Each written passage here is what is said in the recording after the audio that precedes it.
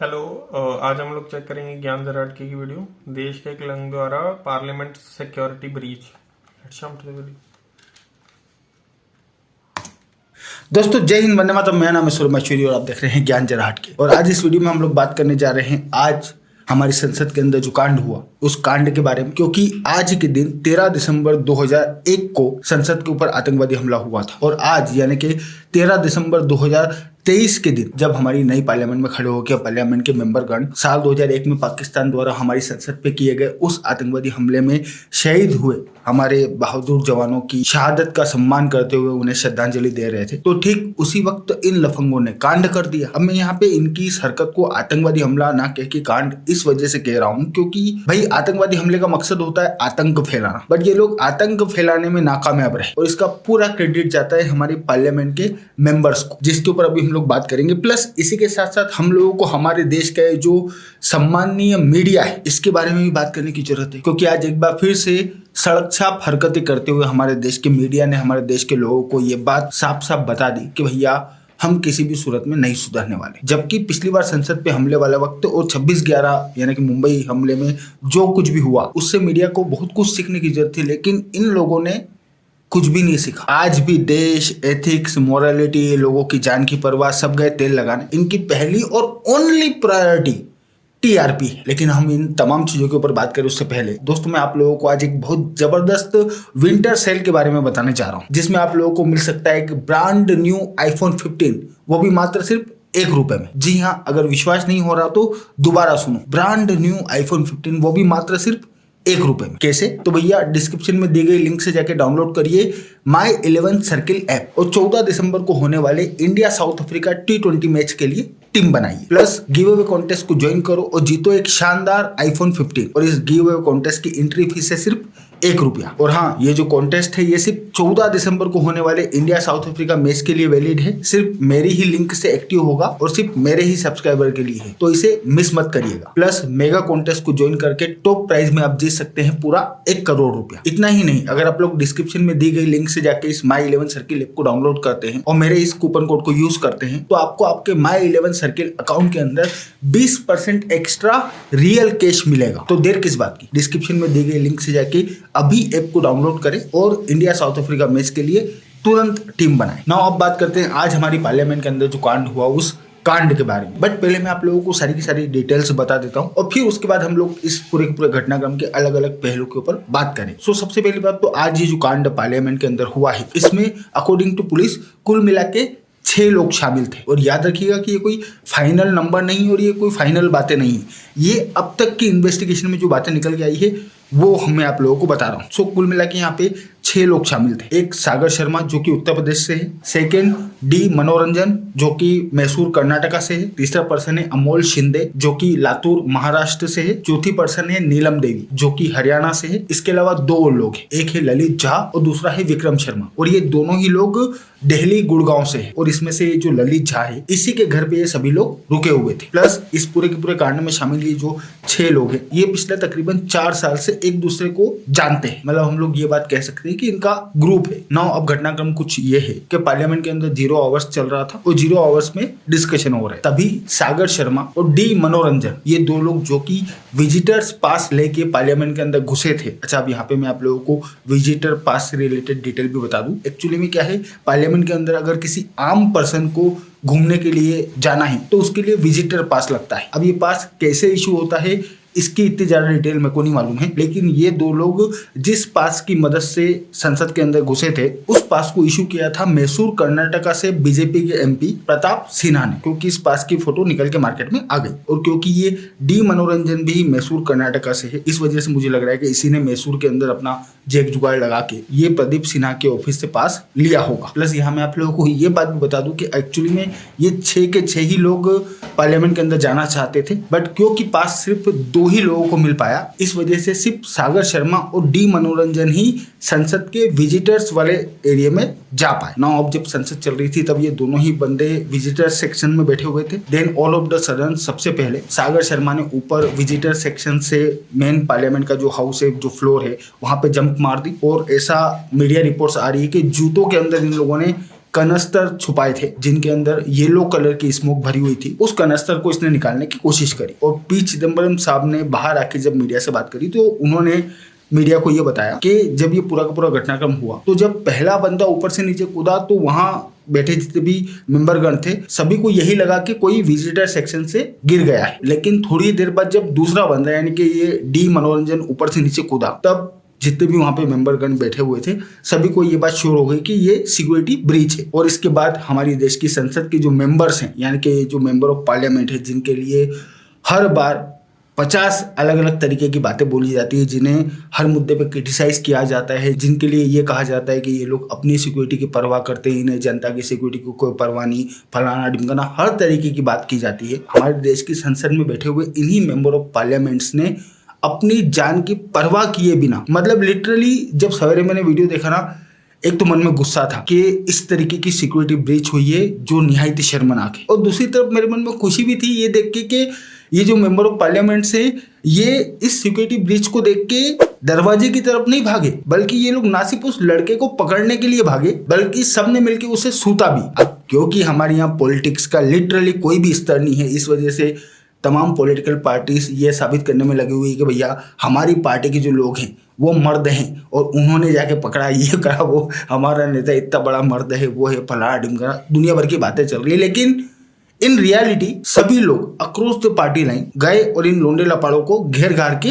पकड़ भी लिया और अच्छे से सुताई भी कर दी। सो ये पूरा पूरा घटनाक्रम हुआ है। नाउ अब ये बात बहुत अच्छी है कि भाई हमारे जो मेंबर ऑफ पार्लियामेंट है इन्होंने हिम्मत दिखाई और जाके उन लड़कों को पकड़ लिया। और ये लड़के जो कनस्तर लेके पार्लियामेंट के अंदर घुसे थे इसमें पीले कलर का धुआं था। बट यहाँ पे ये जो सिक्योरिटी में चूक हुई है ये ना सिर्फ चिंता का विषय है बल्कि निहायत ही शर्मनाक है, क्योंकि भाई आज कोई आम डे नहीं था, आज वही दिन था जब साल 2001 में आपकी संसद के ऊपर हमला हुआ था। वैसे भी 24/7 संसद की सिक्योरिटी बिल्कुल टॉप नॉच होनी चाहिए, क्योंकि भैया हमारा देश एक डेमोक्रेसी और एक डेमोक्रेटिक कंट्री के लिए देश की जो संसद है वो उसका सम्मान होती है। सो वैसे भी संसद की सिक्योरिटी बहुत टॉप नॉच होनी चाहिए। बट आज और ज्यादा महत्वपूर्ण दिन था, क्योंकि आज ही के दिन पाकिस्तान के आतंकवादियों ने आपकी संसद पे हमला करके एक एग्जाम्पल सेट करने की कोशिश करी थी। सो आज तो आपकी सिक्योरिटी और ज्यादा टॉप नॉच होनी चाहिए थी। प्लस अभी मैं एनडीटीवी का आर्टिकल पढ़ रहा था। सो एनडीटीवी के आर्टिकल में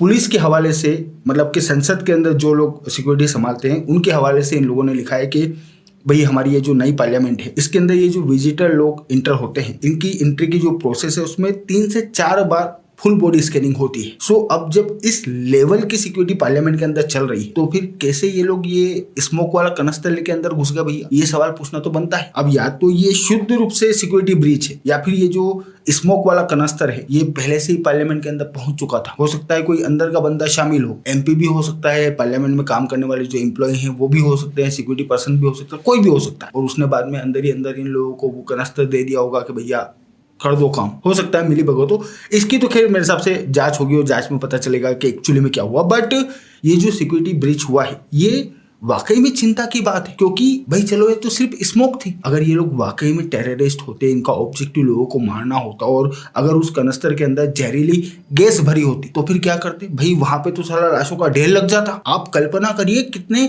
बड़े लेवल का सिक्योरिटी ब्रीच हुआ है। और एक चीज और है जो मुझे चिंता में डाल रही है, क्योंकि एनडीटीवी का जो मैं आर्टिकल पढ़ रहा था उस आर्टिकल में इन लोगों ने लिखा कि भाई अब तक ऐसी कोई भी इंफॉर्मेशन निकल के नहीं आई है कि ये जो 6 लोग हैं ये किसी टेररिस्ट ऑर्गेनाइजेशन से जुड़े हुए थे, क्योंकि अगर टेररिस्ट ऑर्गेनाइजेशन से जुड़े होते तो डेफिनेटली ये लोग जहरीले गैस भर के लाते। बट मुझे साला यहाँ पे ये बात समझ में नहीं आ रही कि अगर ये टेररिस्ट ऑर्गेनाइजेशन से जुड़े हुए लोग नहीं थे तो फिर इन लोगों ने ये 13 दिसंबर का दिन क्यों चुना भाई? अगर इन लोगों का मकसद मैसेजिंग देना था, इनकी बात देश के लोगों के सामने पहुंचाना था, अगर इस टाइप का कोई मकसद था तो साला कोई भी दिन चुन लेते। ये 13 दिसंबर का दिन ही इन लोगों ने क्यों चुना? इसके पीछे इन लोगों का क्या मकसद था? ये देश को, देश की सिक्योरिटी एजेंसीज को, देश की गवर्नमेंट को ह्यूमिलेट करना चाह रहे थे या देश के लोगों के सामने अपनी बात पहुंचाना चाह रहे थे? सो इसकी भी मेरे हिसाब से जांच होना चाहिए। और ये जो मैसूर से बीजेपी के एमपी हैं जिन्होंने विजिटर पास इशू किया है, इनको भी डेफिनेटली सारी बातें सुनना पड़ेगी और इनकी भी जांच होनी चाहिए कि भैया कैसे इन लोगों ने इस मानसिकता वाले लोगों को विजिटर पास इशू कर दिया। क्योंकि भैया ये 6 लोग एक ही ग्रुप के लोग हैं और लास्ट 4 साल से एक दूसरे को जानते थे। प्लस ये जो नीलम देवी है ये कोई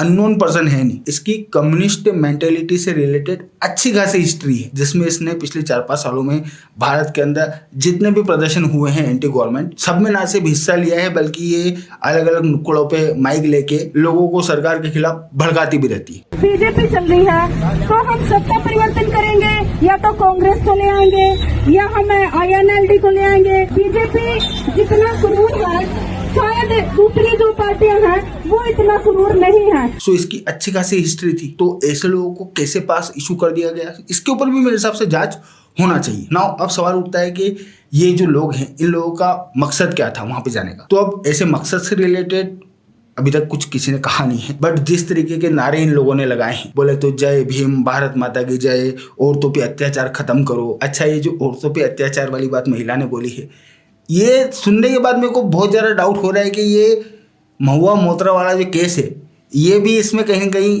मिला हुआ है। यूं तो औरतों के ऊपर इस देश के अंदर कोई अत्याचार हो नहीं रहा, और औरतों के ऊपर अत्याचार की स्टोरी पिछले 2-3 दिन से ही बेचना शुरू करी है मोहतरमा ने। सो मैडम या मैडम के साथीगण भी इसमें इन्वॉल्व हो सकते हैं, कोई बहुत बड़ी बात नहीं। प्लस इसके अलावा अनएम्प्लॉयमेंट फलाना ढिमकाना, वही कम्युनिस्ट मेंटेलिटी की बात इन लोगों ने वहां पे बोली है। अच्छा, वैसे यहाँ पे मैं आप लोगों को अगेन ये बात बता दूं कि ये जो नीलम देवी है, ये नीलम देवी संसद के अंदर नहीं घुस पाई थी, इसे बाहर पकड़ा गया। इसने बाहर ही अपना कनस्तर खोल के धुआं निकालना शुरू कर दिया था और चिल्लाना शुरू कर दिया था कि भैया जय भीम, भारत माता की जय, औरतों पे अत्याचार बंद करो, बेरोजगारी फलाना ढिमकाना। अच्छा, आप लोगों को यहाँ पे ये बात भी पता होना चाहिए कि मोहतरमा जो है, मोहतरमा की एज 42 हो चुकी है। कितनी हो चुकी है? 42। और मोहतरमा क्लेम कर रही है कि मोहतरमा स्टूडेंट है, प्लस मोहतरमा के पास इतनी सारी डिग्री है, और मोहतरमा ये भी बोल रही है कि भैया इनके पास नौकरी नहीं है, जो अपने आप में एक मजाक है। क्योंकि इस तरीके के हालात वाकई में इस देश के अंदर नहीं है कि किसी आदमी के पास इतनी सारी डिग्रियां और उसे नौकरी ना मिले। ऐसे हालात तो वाकई में इस देश के अंदर नहीं है। ये कम्युनिस्टों द्वारा या तो ब्रेन वॉश किए हुए लोग हैं या फिर पैसे लेके इस टाइप के काम करने वाले लोग हैं। सो इन लोगों ने किया है, और मेरे हिसाब से सुताई बुताई भी तगड़ी हो रही होगी और धाराएं वाराएं भी तगड़ी लगेगी और लगनी भी चाहिए, क्योंकि कांड इन लोगों ने जो किया है ये आतंकवादी हमले के बराबर ही कांड इन लोगों ने किया है। सो मेरा पर्सनल ओपिनियन ये है कि यहाँ पे रियायत तो नहीं बरतनी चाहिए, क्योंकि मोहतरमा ने बाहर खड़े होकर जो नारे लगाए उसमें मोहतरमा ये भी चिल्ला रही थी कि भैया तानाशाही खत्म करो। भाई, कौन सा इस देश के अंदर तानाशाही चल रही है? अगर सचमुच में इस देश के अंदर तानाशाही चल रही होती तो पुलिस वाले पहले मोहतरमा को गोली मारते और फिर इसकी लाश का फोटो खींच के उससे इसकी शिनाख्त की जाती। लेकिन क्या इस तरीके की चीज हुई? नहीं हुई। और इस देश के अंदर साला हर दूसरे दिन प्रदर्शन हो रहे हैं यार। गांधी मैदान, रामलीला मैदान, कोई मैदान नहीं छोड़ा इन कम्युनिस्टों ने जहाँ पे बैठ के प्रदर्शन नहीं कर रहे। साला उस किसान आंदोलन में साला 6 महीने तक ये लोग सड़क रोक के बैठे रहे। साला इन लफंगों को कोई कुछ कहने वाला नहीं, सुनने वाला नहीं। उसके बाद में भी तानाशाही खत्म करो, तानाशाही खत्म करो, कुछ भी माहौल बनाने की कोशिश है। प्लस इन तमाम घटनाक्रम के साथ साथ आज हमारे संसद में हमारे देश के मीडिया ने इस देश का जो नाम रोशन किया है, मतलब सच्ची बता रहा हूँ, छाती छोड़ी कर दी इन लोगों ने। साला 2 रुपए की शर्म नहीं इन लोगों को। मतलब 26/11 के आतंकवादी हमले के वक्त ना सिर्फ देश बल्कि पूरी दुनिया ने इनकी सड़क छाप हरकतों को ना सिर्फ देखा बल्कि इनके मुंह पे थूका भी, और पूरी दुनिया में इनकी बेइज्जती हुई। लेकिन इसके बावजूद इन लफंगों ने कुछ भी नहीं सीखा। आज भी इन लोगों ने संसद के बाहर खड़े होके अपनी वो सड़क छाप हरकतें चालू रखी। वो जो कनस्तर था जो कि प्राइम एविडेंस है, यहाँ पे क्राइम हुआ है, उस क्राइम का वो प्राइम एविडेंस है कनस्तर, जिसको किसी को टच भी नहीं करना चाहिए। साला उस कनस्तर को लेके ये लोग भाग रहे थे इधर उधर, और जितने भी मीडिया वाले सबके अंदर होड़ मची हुई थी उस कनस्तर को पकड़ के अपने कैमरे के सामने दिखाने की कि भैया देखो हमारे पास कनस्तर और हम दिखा रहे हैं आपको। और मैं क्या बोलूँ, आप बेशर्मी खुद अपनी आंखों से देखो, एक दूसरे से लेके भाग रहे हैं। सो इस तरीके की स्थिति है इंडियन मीडिया की, बिल्कुल भी शर्म नहीं। और इनको कुछ कहने जाओ, इनके लिए कुछ नियम कायदे कानून बनाने जाओ तो साला आ जाते हैं मुंह फाड़ के कि भैया डेमोक्रेसी का हम चौथा पिल्लर हैं, हम खुद को सेल्फ रेगुलेट कर लेंगे। क्या सेल्फ रेगुलेट कर लिया आप लोगों ने? आपको 26/11 के दौरान इस देश के मीडिया ने आतंकवादियों की जो मदद करी, पूरी दुनिया ने इस देश के मीडिया के ऊपर जो थूका, उससे आप लोगों ने कुछ भी नहीं सीखा। आज फिर आप लोगों ने उसी टाइप की हरकतें करी, तो कहाँ आप खुद को सेल्फ रेगुलेट कर रहे हो? आपके ना तो कोई नियम कायदे कानून है और ना ही आपके गिरने का कोई स्तर है। टीआरपी के लिए साला आप किसी भी हद तक जा रहे हो, थोड़ी तो शर्म रखो। मतलब हमारे मालवा में कहावत है, साला डायन भी एक गढ़ छोड़ देती है। सो ये पूरी पूरी स्थिति। और लास्ट में मैं यही कहना चाहूंगा कि भैया यहाँ पे इसको लेके बहुत सारी पॉलिटिक्स भी हो रही है, सब कुछ हो रहा है। बट अगेन भाई इस देश की जो पार्लियामेंट है, पार्लियामेंट की सुरक्षा की जवाबदारी सिटिंग गवर्नमेंट की है और ये सिटिंग गवर्नमेंट के शासनकाल के दौरान ही यहाँ पे सिक्योरिटी ब्रीच हुआ है और सिक्योरिटी ब्रीच भी बहुत मैसिव सिक्योरिटी ब्रीच है, क्योंकि वाकई में अगर उस कनस्तर के अंदर स्मोक की जगह पॉइजन वाली गैस होती तो आज इस देश के अंदर किस लेवल का मातम हो रहा होता हम लोग कल्पना भी नहीं कर सकते। सो लोगों को जवाबदारी लेनी चाहिए और जो लोग इसके लिए रिस्पॉन्सिबल है उनके ऊपर सीधे सीधे कार्रवाई होनी चाहिए बिना किसी रहम के। ये मेरा पर्सनल ओपिनियन। और हाँ, डिस्क्रिप्शन में दी गई लिंक से जाके उस